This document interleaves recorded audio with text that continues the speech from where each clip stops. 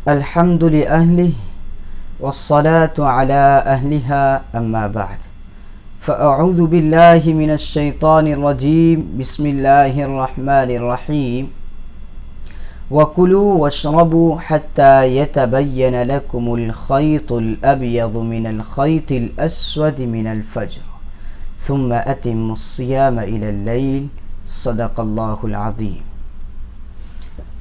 عزیز دوستو، ایک سوال گزشتہ سال بھی ہوا تھا، اس سال بھی بہت سارے احباب کر رہے ہیں۔ دراصل احناف میڈیا سروس کی جو تصویر، جو چارٹ نشر کیا گیا، اس کے اندر وہ چارٹ اس ٹاپک پر تھا کہ کن چیزوں سے روزہ ٹوٹ جاتا ہے اور کن چیزوں سے روزہ نہیں ٹوٹتا۔ تو اس میں ایک بات یہ لکھی ہے کہ کان میں قطرے ٹپکانے سے روزہ نہیں ٹوٹتا ہے۔ اب بہت سے ہمارے فاضل ساتھیوں کی طرف سے سوال آ رہے ہیں کہ کان میں قطرے ٹپکانے سے تو روزہ ٹوٹ جاتا ہے۔ بہت سے عام ساتھی سوال کر رہے ہیں کہ ہمارے یہاں کے مفتی صاحب تو کہہ رہے ہیں کہ روزہ ٹوٹ جاتا ہے اور آپ کے اس میں لکھا ہے کہ روزہ نہیں ٹوٹتا۔ اب کیا صحیح بات ہے؟ ہم کس پر عمل کریں؟ ہم کیا صحیح سمجھیں، کیا درست سمجھیں؟ ہمیں الجھن ہو رہی ہے۔ تو آج تفصیل سے بات کرتے ہیں اور اس مسئلے کو حل کرتے ہیں کہ یہ مسئلہ کیا ہے۔ کان میں قطرے ٹپکانے سے، کان میں دوا ڈالنے سے روزہ ٹوٹ جائے گا یا روزہ نہیں ٹوٹے گا، اس کو آج ہم تفصیل سے سمجھتے ہیں۔ تفصیل سے سمجھنے کے لیے ہم بالکل ابتدا سے آغاز کرتے ہیں تاکہ شرح صدر ہو جائے اور سب کو، ہمارے عام ساتھیوں کو بھی آسانی سے سمجھ میں آ جائے۔ اس لیے ہم شروع سے بات کرتے ہیں کہ شریعت کی اصطلاح میں روزہ نام ہے الامساک عن المفطر الثلاثہ نہارا مع النیہ، کہ صبح صادق سے لے کر غروب آفتاب تک تین چیزوں سے رکنا، تین چیزوں سے دور رہنا نیت کے ساتھ، اس کو روزہ کہتے ہیں۔ کھانے پینے سے دور رہنا، اسی طرح جماع سے دور رہنا، ان تین چیزوں سے دور رہنے کو، اپنے آپ کو بچانے کو روزہ کہتے ہیں شریعت کی اصطلاح میں۔ تین چیزیں ہیں، نمبر 1 کھانا، نمبر 2 پینا، نمبر 3 جماع۔ ہم جماع سے آغاز کرتے ہیں۔ جماع سے اس لیے آغاز کر رہے ہیں تاکہ مسئلے کی نوعیت آسانی سے سمجھ میں آ سکے۔ دیکھیں، جماع کے اندر 3 صورتیں بنتی ہیں۔ ایک صورت تو یہ ہے، بتلانا یہاں پر یہ ہے، اصل مسئلہ تو کان کا بیان کرنا ہے، لیکن جماع کی صورت کو لے کر ہم یہ بتانا چاہتے ہیں کہ کان کے نوعیت بدلنے سے حکم بدل جاتا ہے، صورت بدلنے سے حکم بدل جاتا ہے۔ دیکھیں یہاں پر آپ خود غور کریں کہ ایک احتلام کی صورت ہے۔ انسان دوپہر کو سویا تھا، ظہر کے بعد رمضان میں قیلولے کی نیت سے تھوڑی دیر کے لیے سویا، لیکن اٹھ کر کیا دیکھتا ہے کہ اپنے کپڑے پر تھوڑے سے اثرات موجود ہے، یعنی احتلام ہوا ہے، یعنی انزال منی ہوا ہے۔ سونے کی حالت میں انزال ہوا ہے، منی کے قطرے نکلے ہیں، لیکن علماء کہتے ہیں، ہمارے فقہا بیان کرتے ہیں، ہمارے اکابر فرماتے ہیں کہ احتلام کی صورت میں اگرچہ منی نکلی ہو لیکن روزہ نہیں ٹوٹے گا۔ حکم کیا ہے؟ روزہ نہیں ٹوٹے گا۔ دوسری صورت دیکھیں، ایک آدمی اپنی بیوی کے ساتھ، اپنی بیگم حیات کے ساتھ، رفیق حیات کے ساتھ بوس و کنار کرتا ہے۔ بوس و کنار کرنے کی وجہ سے، شدت اشتیاق کی وجہ سے انزال منی ہوتی ہے، خروج منی ہوتی ہے، منی نکل جاتی ہے، چند قطرے نکل جاتے ہیں۔ فقہا فرماتے ہیں کہ بوس و کنار کی بنیاد پر جو انزال منی ہوا ہے، اس کی وجہ سے روزہ ٹوٹ جائے گا اور قضا بھی لازم ہوگی، البتہ کفارہ لازم نہیں ہوگا۔ احتلام کی صورت میں روزہ نہیں ٹوٹا، بوس و کنار کی صورت میں انزال ہوا ہے تو روزہ ٹوٹ بھی گیا ہے، قضا بھی واجب ہوئی ہے لیکن کفارہ نہیں واجب ہوا ہے۔ تیسری صورت باقاعدہ اپنی بیوی سے ہم بستری کیا، باقاعدہ جمع کیا تو جمع کرنے کی صورت میں چاہے انزال ہو یا انزال نہ ہو تب بھی روزہ ٹوٹ جائے گا، قضا بھی لازم ہوگی، کفارہ بھی لازم ہوگا۔ دیکھیں تینوں میں جو انزال کی صورت آ رہی ہے، احتلام میں بھی انزال ہوا ہے، بوس و کنار میں بھی انزال ہوا ہے، اسی طرح سے جماع کی صورت میں بھی انزال ہوا ہے، لیکن نوعیت بدل رہی ہے، صورت بدل رہی ہے تو مسئلے کا حکم بھی بدل رہا ہے۔ یہاں پر نوعیت احتلام میں بدلی کہ احتلام کی صورت تھی، نیند کی صورت تھی تو فقہاء نے حکم بیان کیا کہ روزہ نہیں ٹوٹے گا اگرچہ منی نکلی ہے، اگرچہ انزال منی ہوئی ہے۔ اسی طرح سے جو ہے بوس و کنار کی صورت میں بوس و کنار کی وجہ سے، چومنے چاٹنے کی وجہ سے انزال منی ہوئی ہے تو روزہ ٹوٹ جائے گا، قضا لازم ہوگی لیکن کفارہ لازم نہیں ہوگا، البتہ جماع کی صورت میں باقاعدہ جمع ہوا ہے تو روزہ بھی ٹوٹے گا اور قضا بھی لازم ہوگی اور کفارہ بھی لازم ہوگا۔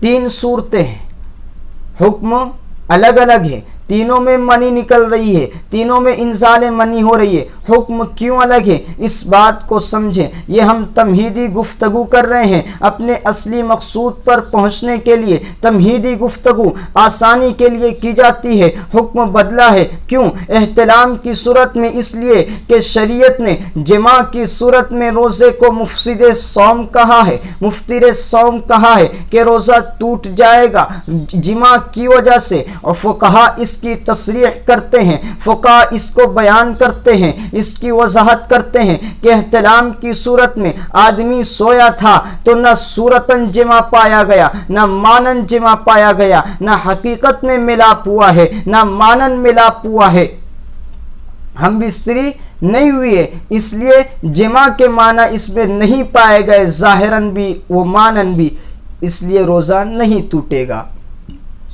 بوس و کنار کی صورت میں ظاہراً صورتاً تو جمع نہیں ہوا ہے لیکن مانن جمع ہوا ہے، اس لیے روزہ ٹوٹ جائے گا، قضا لازم ہوگی، البتہ کفارہ لازم نہیں ہوگا، کفارہ لازم نہیں ہوگا۔ اس کی وجہ یہ ہے کہ جنایت ناقص ہوئی ہے، یہاں پر جو ہے پوری طرح جمع نہیں ہوا ہے، صورتاً جمع نہیں ہوا ہے، فقط بوس و کنار کی بنیاد پر منی نکلی تھی تو جنایت مکمل نہیں، جنایت جب ناقص ہے، مکمل نہیں ہوئی تو پھر جو ہے کفارہ لازم نہیں ہوگا، اور باقاعدہ جمع ہوا ہے، باقاعدہ ہم بستری ہوئی ہے تو وہاں پر جنایت تام ہے، جنایت مکمل ہے، جب جنایت مکمل ہے تو روزہ بھی ٹوٹے گا، قضا بھی لازم ہوگی اور کفارہ بھی لازم ہوگا۔ سمجھ رہے ہیں آپ؟ حکم الگ الگ ہوا۔ اب دیکھیں یہ تین بنیادی چیز تھی جس سے روزے میں بچنا ہے، کھانا پینا اور جماع۔ اب دیکھیں روزہ کن چیزوں سے ٹوٹتا ہے، اس کے بارے میں نبی کریم صلی اللہ علیہ وسلم کا ارشاد ہے، آپ نے علت بتلائی ہے، آپ نے بنیادی وجہ بتلائی ہے کہ روزہ کن وجوہات کی بنا پر ٹوٹتا ہے۔ ہم ان وجوہات کو جانتے ہیں، ان وجوہات کو سمجھتے ہیں۔ جب ہم اس بنیاد کو سمجھیں گے، بنیادی علت کو سمجھیں گے تو مسئلے کو سمجھنا آسان ہو جائے گا۔ نبی کریم صلی اللہ علیہ وسلم نے فرمایا ہے کہ الفطر مما دخل وليس مما خرج، الفطر مما دخل وليس مما خرج، روزہ ٹوٹ جائے گا ان چیزوں سے جو جسم میں داخل ہو، نہ کہ ان چیزوں سے جو جسم سے نکلے۔ جو چیز جسم سے نکلتی ہے ان سے روزہ نہیں ٹوٹتا ہے، جو جسم میں داخل ہوگی، جو چیز جسم کے اندر جا رہی ہے، بدن کے اندر جا رہی ہے، اس سے روزہ ٹوٹ جاتا ہے۔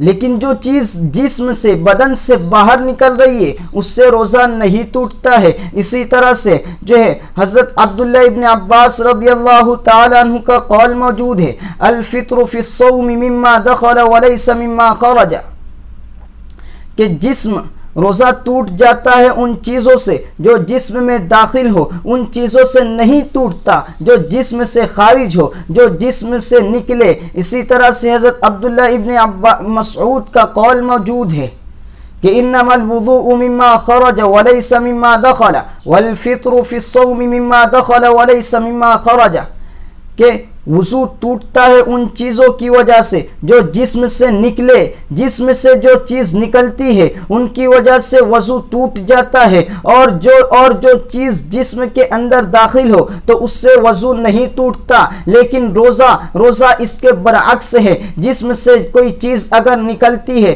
تو روزہ نہیں ٹوٹے گا، لیکن جسم کے اندر بدن کے اندر کوئی چیز جا رہی ہے تو روزہ ٹوٹ جائے گا۔ یہ بنیادی علت ہے، اس علت کو سمجھے۔ وضو کے اندر اگر کوئی چیز بدن سے نکلتی ہے تو وضو ٹوٹ جائے گا۔ پیشاب کا خروج ہوا، پیشاب ہوئی تو وضو ٹوٹ جائے گا۔ ریح خارج ہوئی تو وضو ٹوٹ جائے گا۔ کسی نے پاخانہ کیا تو وضو ٹوٹ جائے گا۔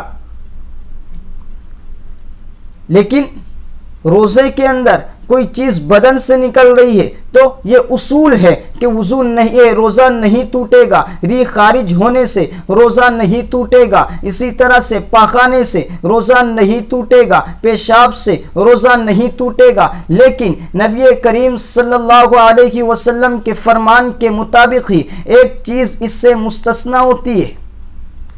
آپ علیہ الصلوۃ والسلام نے فرمایا ہے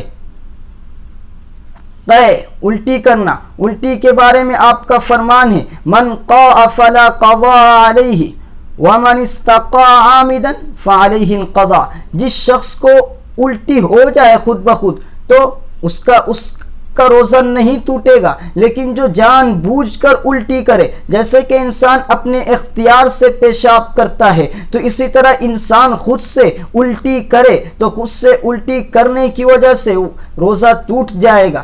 تو الٹی تو اندر سے نکل رہی ہے، جسم سے نکل رہی ہے، جو بنیادی اصول تھا اس اصول کے مطابق وہ روزہ نہیں ٹوٹنا چاہیے تھا، لیکن یہاں روزہ ٹوٹ رہا ہے۔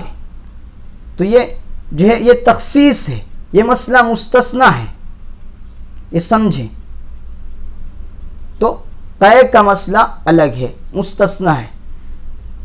تو جو اصول بیان کیا گیا تھا اس کی دو شق تھی۔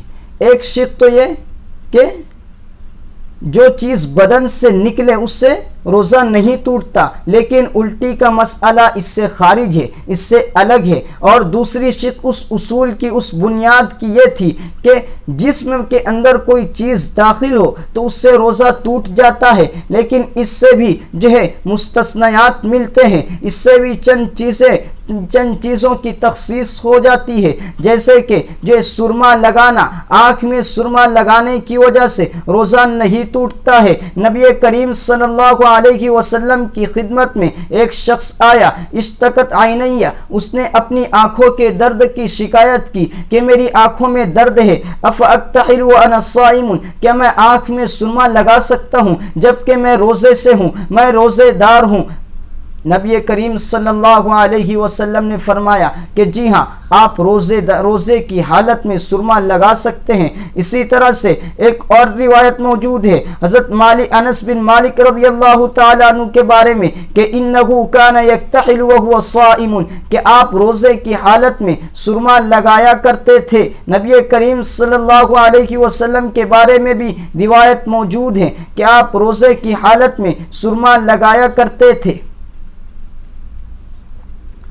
تو سرما لگانا، اسے جو سرما آنکھ کے اندر لگایا جا رہا ہے، روزہ نہیں ٹوٹے گا۔ اس سے یہ بات علماء نے نکالی ہے، فقہا نے بیان کی ہے کہ آنکھ کے اندر باقاعدہ طور پر کوئی سوراخ نہیں ہے۔ بنیادی وجہ یہاں پر سمجھیں، روزہ ٹوٹنے کی بنیادی وجہ یہ ہے کہ جسم کے اندر کوئی چیز داخل ہو تو روزہ ٹوٹ جائے گا۔ علماء فرماتے ہیں کہ جسم کے اندر کوئی چیز اسی وقت داخل ہوگی جبکہ کوئی راستہ موجود ہو، جبکہ کوئی منفذ اصلی موجود ہو، جبکہ کوئی گزرگاہ موجود ہو، جبکہ کوئی سوراخ موجود ہو۔ سوراخ نہیں ہوگا، راستہ نہیں ہوگا، کوئی چیز اندر نہیں جائے گی تو روزہ نہیں ٹوٹے گا۔ فقہا فرماتے ہیں تشریح الابدان کی بنیاد پر، طبی معلومات کی بنیاد پر فرماتے ہیں کہ آنکھ کے اندر سوراخ نہیں ہے، آنکھ کے اندر کوئی سوراخ نہیں ہے جس کی وجہ سے جوف راس تک یا جوف بطن تک، جوف معدے تک، پیٹ تک یا دماغ تک چیز جا سکے۔ سوراخ نہیں ہے تو انسان سرما لگاتا ہے، آنکھ میں ڈراپ ڈالتا ہے، روزہ نہیں ٹوٹے گا، اس لیے کہ سوراخ نہیں ہے۔ تو جہاں سوراخ ہوگا تو چیز اندر جائے گی تو روزہ ٹوٹ جائے گا۔ مسام کے ذریعے سے کوئی چیز اندر جاتی ہے تو روزہ نہیں ٹوٹے گا۔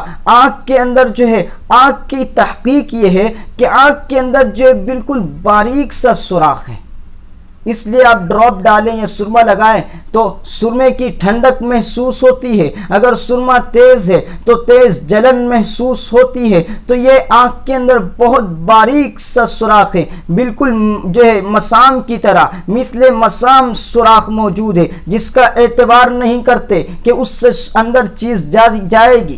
انسان جو محسوس کرتا ہے، اثر محسوس کرتا ہے تو مسام کی طرح جو سوراخ ہے، اور یہ تصریح علماء کی، فقہا کی ہمارے موجود ہیں کہ مسام کے ذریعے سے کوئی چیز اندر جائے گی تو روزہ نہیں ٹوٹے گا۔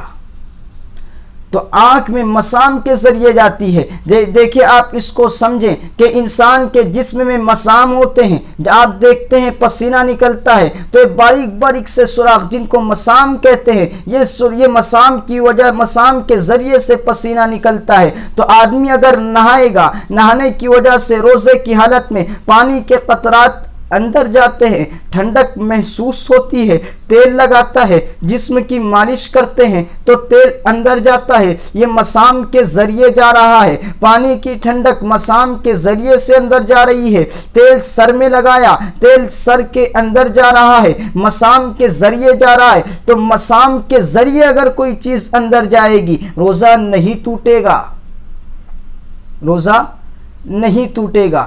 اگر سوراخ، باقاعدہ سوراخ ہے، کوئی گزرگاہ ہے، منفذ اصلی ہے تو روزہ اس کے ذریعے اگر کوئی چیز اندر جائے گی تو روزہ ٹوٹ جائے گا۔ اگر مسام کا بھی اعتبار کرنے لگ جائے کہ مسام سے بھی روزہ، مسام سے کوئی چیز اندر جاتی ہے تو روزہ ٹوٹ جائے گا، تو انسان کے لیے بڑی دقت کی بات ہوتی، بڑی پریشانی کی بات ہوتی۔ انسان ہاتھ بھی نہیں دھو سکتا، انسان وضو بھی نہیں کر سکتا، انسان نہا بھی نہیں سکتا۔ نہائے گا، وضو کرے گا تو پانی مسام کے ذریعے سے اندر چلا جائے گا، تو انسان یہ بالکل بہت بڑی دشواری پیدا ہو جاتی۔ تو جو ہے سرمے کی جو نبی کریم صلی اللہ علیہ وسلم کی احادیث سے تخصیص ہوتی ہے، اس سے پتہ چلا کہ مسام کے ذریعے کوئی چیز اگر اندر جائے گی تو اس سے روزہ نہیں ٹوٹے گا۔ ہاں، منفذ کے ذریعے کوئی چیز اندر جائے گی، سوراخ کے ذریعے، گزرگاہ کے ذریعے کوئی چیز اندر جائے گی تو روزہ ٹوٹ جائے گا۔ اب یہاں پر سمجھیں، جیسے جو ہدایہ کے اندر ذکر کا مسئلہ موجود ہے، عضو تناسل مرد کا، امام اعظم ابو حنیفہ رحمہ اللہ کا قول ہے کہ اگر کوئی آدمی دوا کے قطرے اپنے ذکر میں ٹپکاتا ہے، ذکر کے اندر ڈالتا ہے تو روزہ نہیں ٹوٹے گا۔ امام ابو یوسف رحمہ اللہ فرماتے ہیں روزہ ٹوٹ جائے گا۔ دونوں کا اختلاف ہے۔ اختلاف کی وجہ یہ ہے کہ امام اعظم ابو حنیفہ رحمہ اللہ فرماتے ہیں کہ وہاں پر مثانہ حائل ہو جاتا ہے، باقاعدہ عضو تناسل کے پاس کوئی سوراخ نہیں ہے کہ جس کے ذریعے سے دوا کے قطرات پیٹ تک پہنچ سکے، معدے تک پہنچ سکے، باقاعدہ کوئی سوراخ نہیں ہے۔ جب سوراخ نہیں ہے تو دوا کے قطرے اندر نہیں جائیں گے، جب اندر نہیں جائیں گے تو روزہ نہیں ٹوٹے گا۔ امام ابو یوسف رحمہ اللہ فرماتے ہیں کہ سوراخ موجود ہے، جب سوراخ موجود ہے تو روزہ ٹوٹ جائے گا۔ اب آپ سمجھے کان کے بارے میں۔ کان کے بارے میں قدیم تحقیق یہ تھی، قدیم تصریحات یہ تھی کہ کان کے اندر سوراخ موجود ہے، گزرگاہ موجود ہے، کوئی بھی چیز آپ ڈالیں گے تو وہ اندر جائے گی تو روزہ ٹوٹ جائے گا، آپ تیل ڈالتے ہیں، آپ دوا کے قطرے ڈالتے ہیں تو روزہ ٹوٹ جائے گا۔ لیکن البتہ ہمارے اکابر علماء فرمایا کرتے تھے کہ اگر پانی کے قطرے اندر چلے گئے، جیسے انسان نہا رہا تھا، نہاتے ہوئے پانی کا قطرہ کان کے اندر گیا تو روزہ نہیں ٹوٹے گا، اس لیے کہ دیکھیں کوئی چیز بدن کے اندر جائے تو وہ بدن کے لیے غذائیت کا کام کرے، بدن کو تقویت پہنچائے یا بدن کے لیے علاج کا کام کرے، اصلاح بدن کا کام کرے تو روزہ ٹوٹ جاتا ہے۔ اور پانی جو ہے کان کے ذریعے جاتا اندر جاتا ہے تو پانی کوئی فائدے کا کام نہیں کرتا، تو اس لیے اکابر فرماتے کہ پانی اگر خود سے چلا جائے کان میں تو روزہ نہیں ٹوٹے گا، لیکن آدمی بالقصد اپنے ارادے سے اندر ڈالے، اپنے ارادے سے کان کے اندر پانی ڈالے تو پھر بھی بعض کا قول یہ موجود ہے کہ روزہ نہیں ٹوٹے گا، اس لیے کہ پانی سے کوئی فائدہ نہیں ہوتا ہے، جسم کو غذائیت نہیں ملتی ہے، کان کے ذریعے جو پانی جا رہا ہے وہ اندر جا کے میلا ہو جاتا ہے، میل میں مل جاتا ہے تو اس سے کوئی فائدہ ہوتا نہیں ہے تو بھی روزہ نہیں ٹوٹے گا۔ لیکن ہمارے بعض اکابر فرماتے ہیں، اور اسی پر فتویٰ تھا کہ کان کے اندر اگر پانی خود سے ڈالے گا آدمی تو روزہ ٹوٹ جائے گا، اس لیے کہ اس کا فعل موجود ہے، وہ اپنے ارادے سے خود ایسا کر رہا ہے جبکہ اس کو ایسا نہیں کرنا چاہیے تھا۔ لیکن موجودہ زمانے کے اندر سائنس نے ترقی کر لی ہے، یہ دیکھیں یہ جو مسئلہ تھا جسم کے اندر جو چیز جائے گی، جیسے کہ ناک کے ذریعے کوئی چیز گئی تو ناک میں سوراخ ہے یا نہیں، آنکھ میں سوراخ ہے یا نہیں، ذکر میں سوراخ ہے یا نہیں، حقنہ لگانے سے روزہ ٹوٹے گا یا نہیں ٹوٹے گا، یہ طبی معلومات کی بنیاد پر اکابر نے فیصلہ کیا تھا، فقہا نے فیصلہ کیا تھا۔ کان کا جو مسئلہ ہے یہ شروع سے مختلف ہی ہے۔ حضرت مولانا خالد سیف اللہ رحمانی حفظہ اللہ انہوں نے حضرت نے جو باقاعدہ روزہ ٹوٹنے کے بارے میں جدید تحقیقات کی بنیاد پر ایک تفصیلی مقالہ لکھا ہے، اس میں لکھتے ہیں حضرت کہ کان کے ذریعے کان میں قطرے ٹپکانے سے روزہ ٹوٹنا یہ کوئی منصوص مسئلہ نہیں ہے، اس پر نص وارد نہیں ہوئی ہے، اس پر باقاعدہ کوئی نص موجود نہیں ہے، یہ مجتہد فی مسئلہ ہے، اور آپ سمجھیں کہ مجتہد فی ہے، فقہا نے اجتہاد کیا ہے، ائمہ نے اجتہاد کیا ہے۔ جب ائمہ نے اجتہاد کیا ہے تو ان کے اجتہاد کی بنیاد الگ الگ ہو سکتی ہے، ان کی تحقیقات الگ الگ ہو سکتی ہے، جب تحقیقات الگ ہوگی تو اختلاف بھی ہو سکتا ہے، تو مجتہد فی مسئلہ ہے تو مختلف فی بھی ہو سکتا ہے، بلکہ یہ کان کا مسئلہ متقدمین کے یہاں سے مختلف فی رہا ہے۔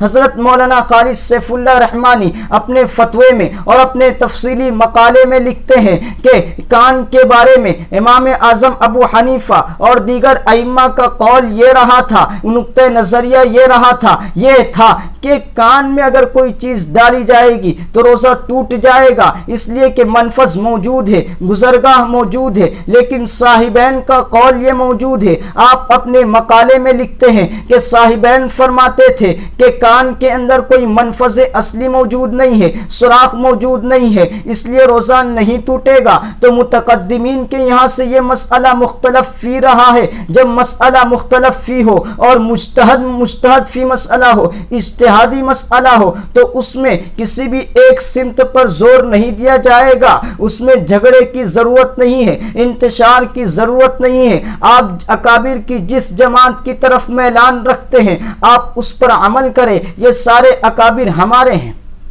تو انتشار کی ضرورت نہیں ہے۔ لیکن اب حضرت مولانا خالد سیف اللہ رحمانی نے بھی اپنے مقالے میں لکھا ہے اور دیگر اکابر نے بھی لکھا ہے، اور حضرت متکلم اسلام کی زیر نگرانی اور مرکز کے مفتیان کرام کی زیر نگرانی یہ تصاویر مرتب ہوتی ہے، اور اس کے اندر یہ لکھا گیا کہ کان میں قطرے ٹپکانے سے روزہ نہیں ٹوٹے گا، روزہ کان میں قطرے ٹپکانے سے روزہ نہیں ٹوٹے گا، یہ چیز وہاں پر لکھی گئی ہے۔